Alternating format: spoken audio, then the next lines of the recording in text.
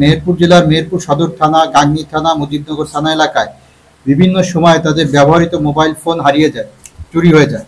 এক শ্রেণীর প্রতারক চক্র থাকে, তারপরে কিছু চুরি করার লোকজনও থাকে, মাদকাসক্ত লোকজন থাকে। তারা বিভিন্ন সময়ে আপনার মোবাইল নিয়ে যায়। এছাড়া কিছু প্রতারক চক্র প্রতারণার ফাঁদে ফেলে মোবাইল ব্যাংকিং প্রতারণার মাধ্যমে টাকাও হাতিয়ে নেয়। আমার মোবাইলটা পিরোজপুর গ্রাম থেকে বারাদি যাওয়ার উদ্দেশ্যে পথের ভিতরে হারাইছিল। আমার পরবর্তীতে মেহেরপুর সদর থানায় জিডি করেছিলাম। ওইখানে কোনো টাকা পয়সা লাগেনি, কিন্তু যে দোকান থেকে জিডি করেছিলাম ওইখানে কিছু মানে ওই যে আপনার 100 টাকা নিয়েছিল, এই খরচ আমার। আর এই মোবাইলটা উদ্ধার হয়েছে কুষ্টিয়া জেলা থেকে। ওইখান থেকে আনার জন্য আপনার কুরিয়ার বাবদ 300 টাকা খরচ হয়েছে। এই খরচটা আমার লেগেছে, তাছাড়া আমার কোনো খরচ লাগেনি। সকালবেলা ঘুম থেকে উঠে একটা মোবাইল পাই, বুঝছেন, ফোন দিয়ে একজন দেয়, বুঝছেন। দিয়ে আপনার দেওয়ার পরে বলে যে সরকারি থেকে 5000 টাকা অনুদান দেবে।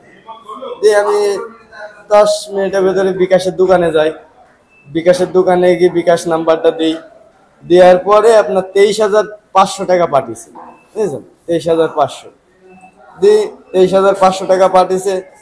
আমি দোকানদারকে ভালো করে বললাম যে ভাই আমার তো 5000 টাকা অনুদান আসবে, 23,000 টাকা তো আসবে না। দিয়ে আমি ভালো করে আবার মোবাইলটা ওই দোকানদারকে দিলাম। দোকানদার বলছি না 23,500 টাকা এসেছে।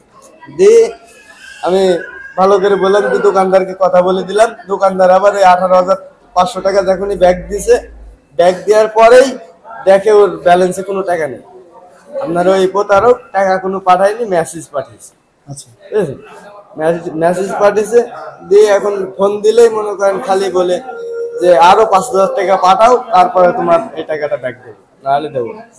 আমি সার্ভার অফিসে ডাইরেক্ট সার্ভার অফিসে লিখিত জমা দিই। দেওয়ার 2 দিন পরে আমার এই টাকাটা উদ্ধার হয়।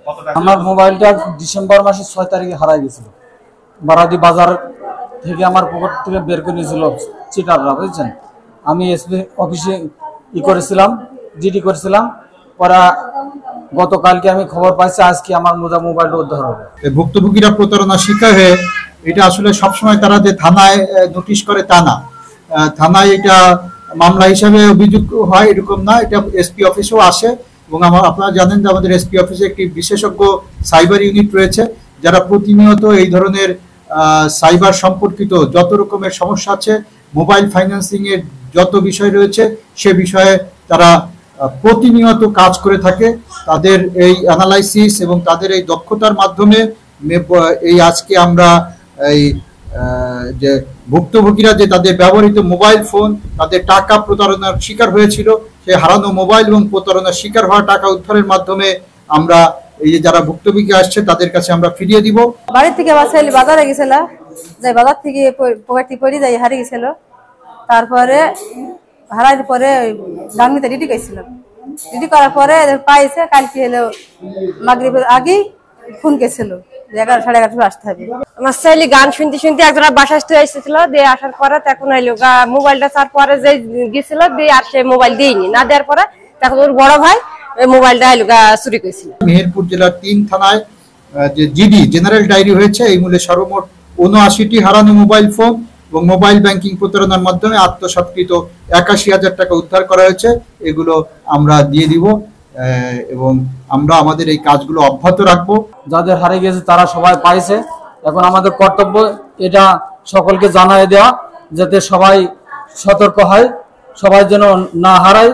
আর হারালেও এসপি অফিসের মাধ্যমে যেন আমরা এই কাজটা করতে পারি, আমাদের যেন কারণ না হারায় সেই উদ্যোগ আমরা নেব ইনশাআল্লাহ। আমরা এই লক্ষ্যে প্রচারণাও করছি যে এইখানে যে সাইবার বিষয়ক যত সমস্যা আছে আপনারা কেউ লুকিয়ে রাখবেন না, আপনারা আমাদের কাছে আসেন, যাতে খুব দ্রুত, যত দ্রুত ভুক্তভোগীরা আসবে তত দ্রুত আসলে সাইবার ক্রাইম ডিটেক্ট করা যায়। যত আপনারা দেরি করবে তত এটা আমাদের ডিটেক্ট করতে সমস্যা হয়।